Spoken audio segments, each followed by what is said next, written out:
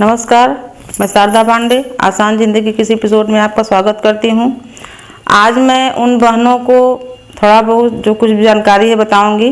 रसोई से संबंधित ये बात है कि रसोई में क्या करें और क्या ना करें। जो बड़ी बहनें हैं उनको पता है, लेकिन जो बच्चियाँ हैं आजकल की वो ज़्यादा खाना, जैसे ससुराल में आए तो खाना वाना नहीं बनाए, मायके में भी जो भी हैं, तो उनको मैं थोड़ा बहुत जानकारी देना चाहती हूँ रसोई में क्या करें क्या ना करें। सबसे पहले जैसे कि सुबह कुछ जल्दी बनाना है तो कभी कभी बहनें ऐसा करती हैं कि चलो जैसे कि पति का, भाई का या किसी का, पिता का जल्दी शिफ्ट है सुबह जाने का, तो रसोई वगैरह कभी कभी किसी घरों में ऐसे करते हैं चलो भाई हम पहले इनको बना के दे देते हैं, बाद में एक साथ सब साफ कर लेंगे। तो ऐसा नहीं करना चाहिए।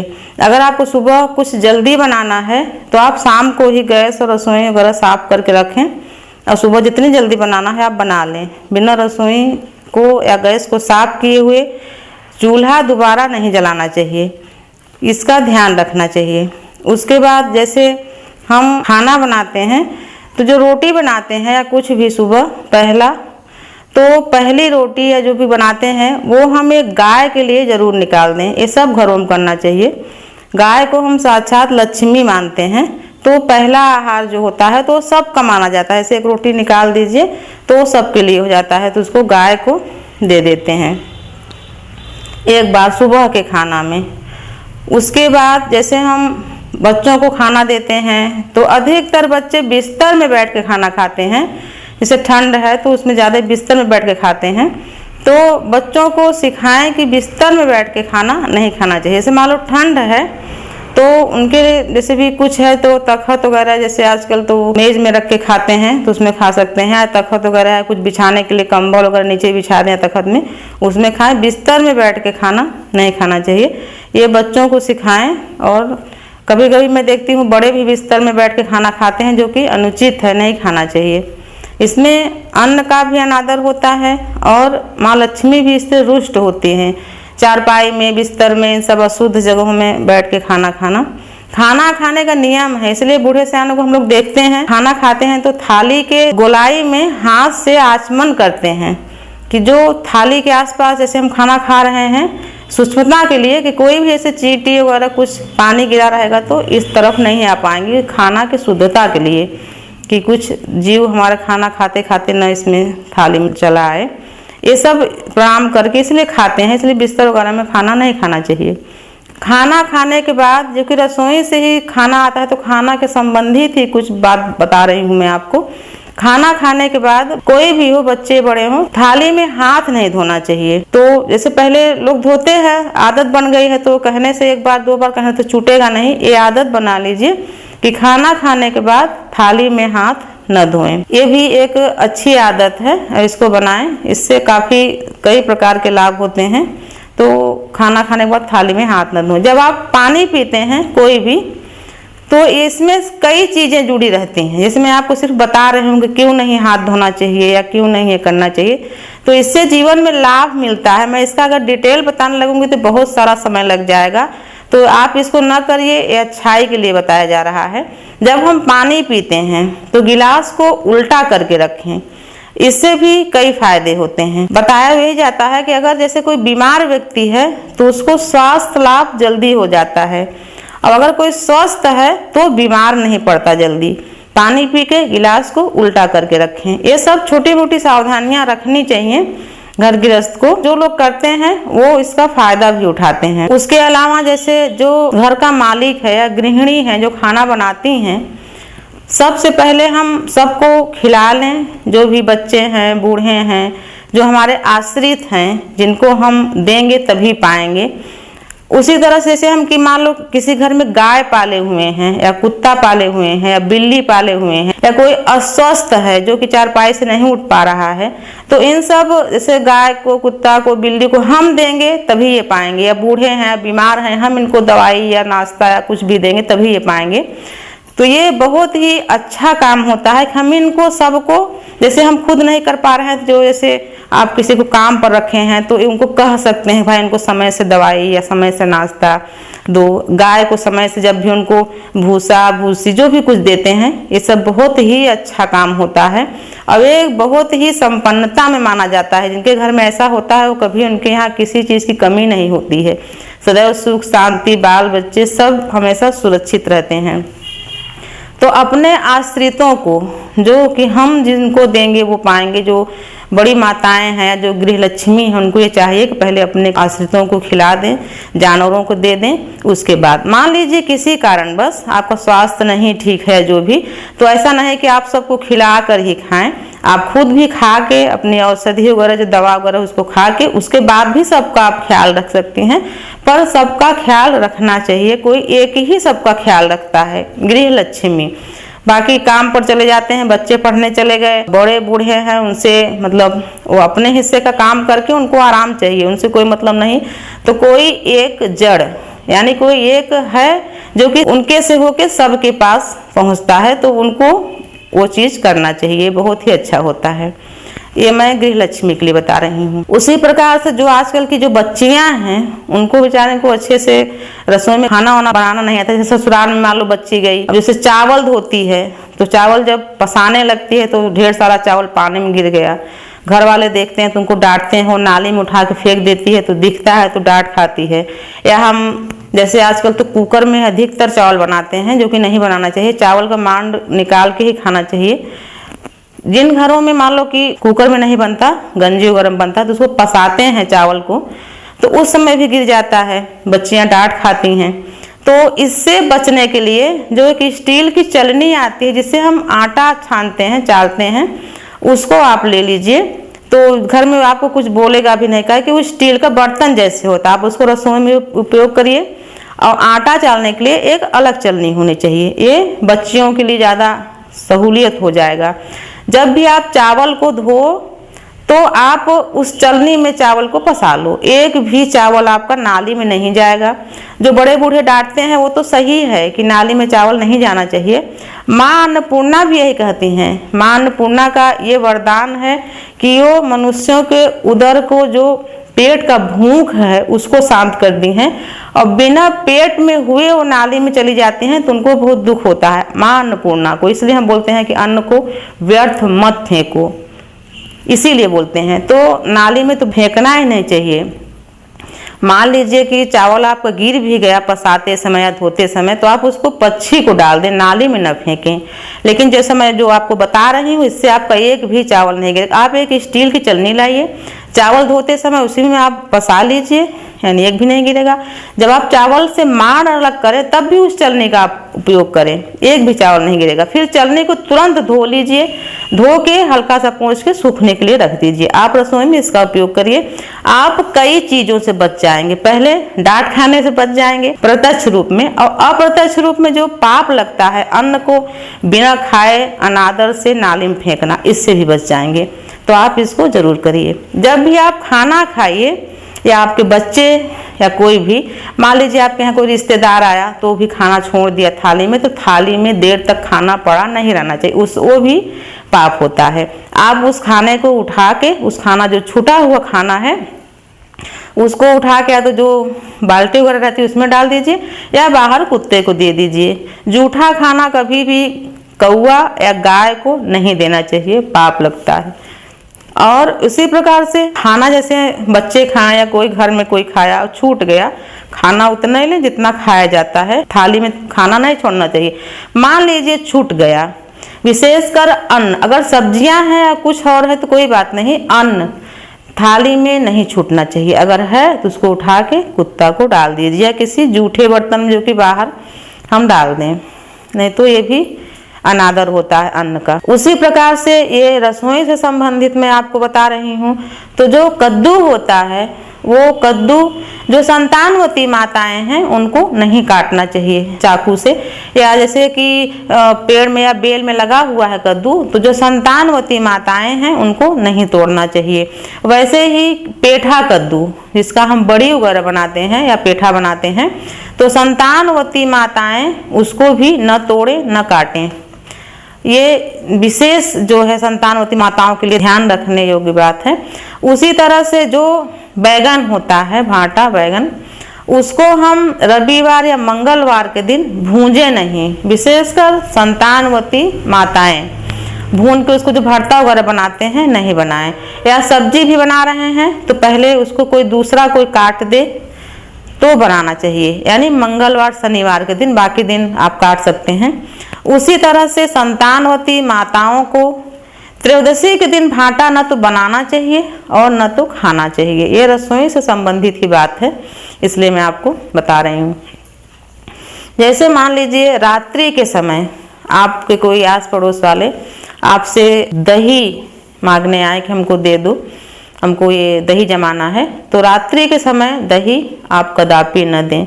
कोई भी मांगे, ये कोई मतलब इधर उधर कुछ भी करने के लिए मांग सकते हैं, तो आप रात्रि को दही नहीं देना चाहिए और दही खाना भी नहीं चाहिए, दूसरों को देना भी नहीं चाहिए, लक्ष्मी की हानि होती है। जैसे हम दूध लाते हैं तो दूध को आप छान के उबालें, बिना छाने नहीं उबालना चाहिए।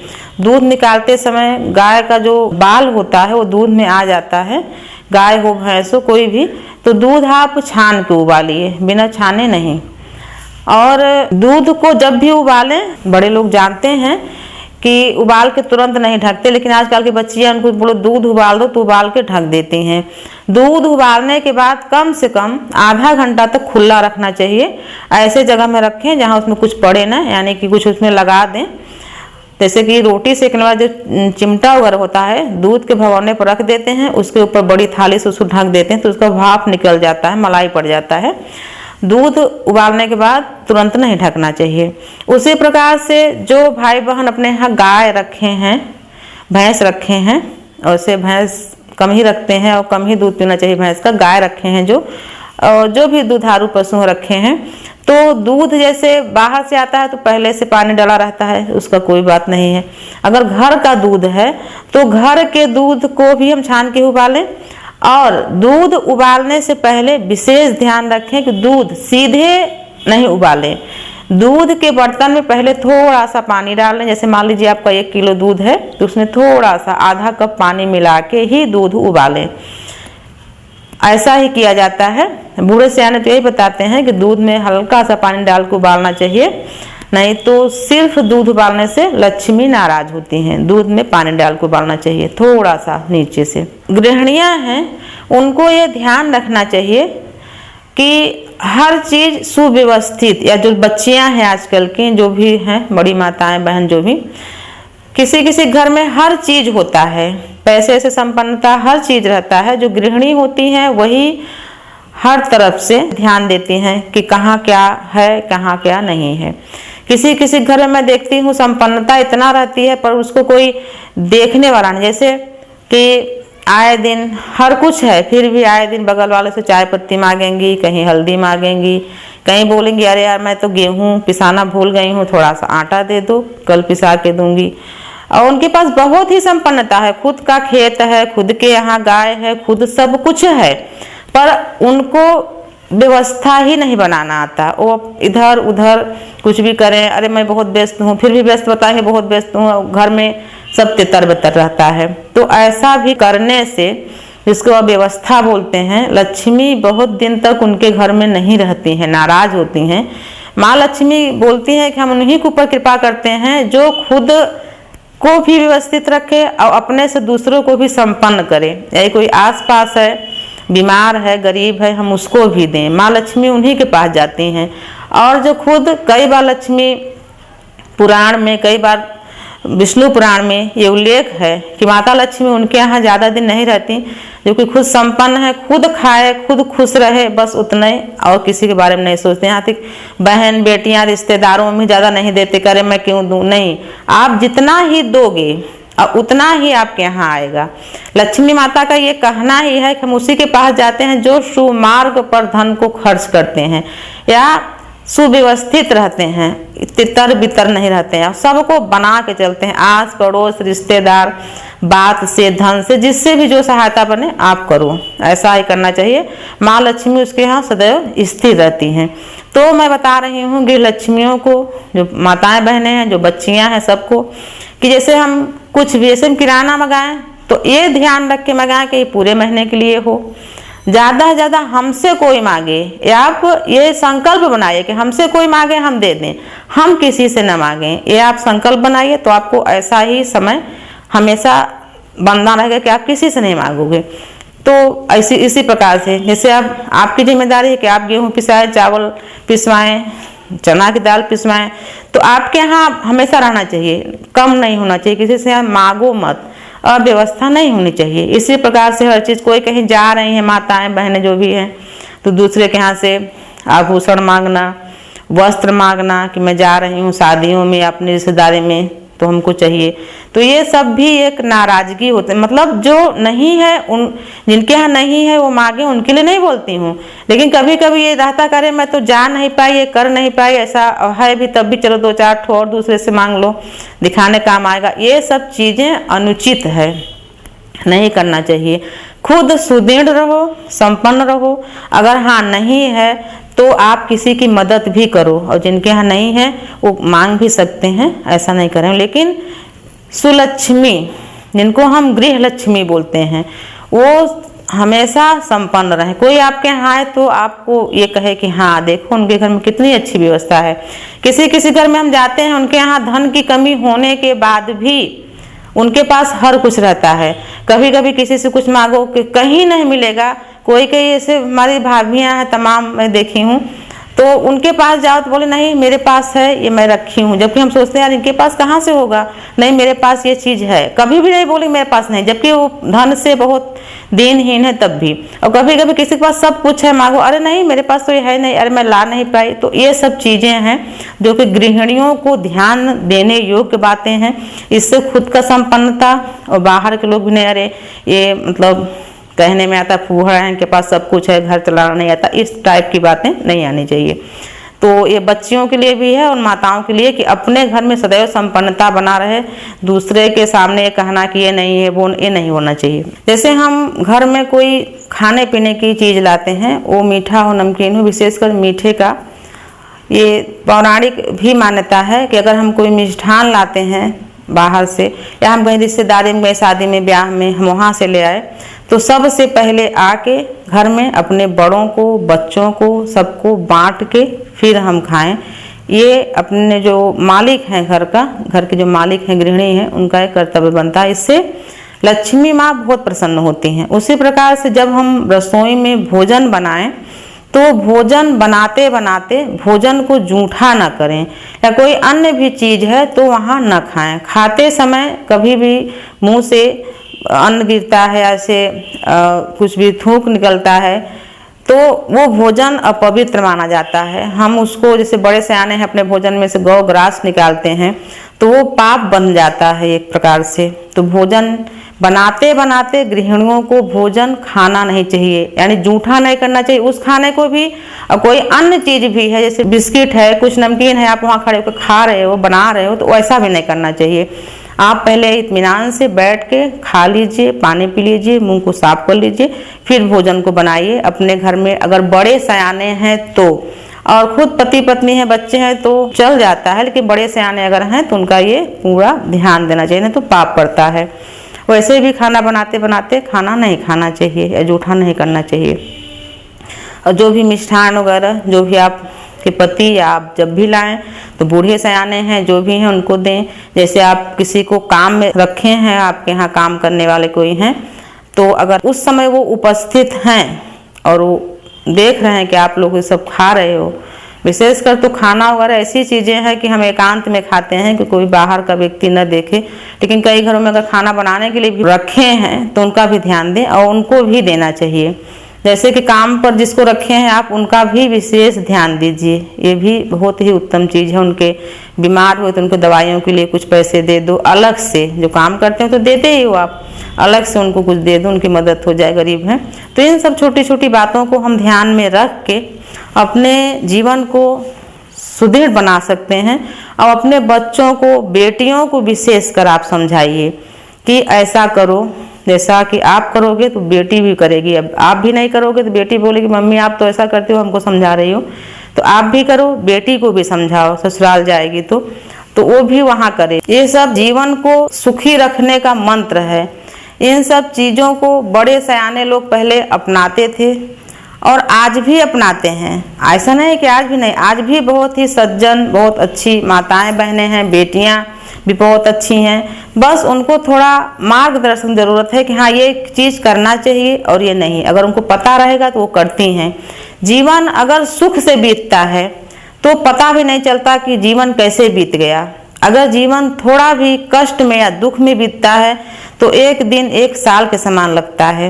वो कुछ तो पहले के कर्मों का फल होता है, अच्छा या बुरा, और कुछ अभी का। तो पहले हम क्या किए हमको नहीं पता, पर अब तो हम अच्छा करें और अच्छा ही अपने बच्चों को सिखाएं करने के लिए, और अच्छा ही करें तो हमारे साथ सदैव ही अच्छा होगा। तो आपको जो भी हमारे पास जानकारी थी मैं बताई हूँ, रसोई से संबंधित, खाने पीने से संबंधित ध्यान रखने योग्य बातें। इसी प्रकार से मैं आपको और भी जानकारियाँ देती रहूँगी। आप देखते रहिए आसान जिंदगी। तब तक के लिए नमस्कार।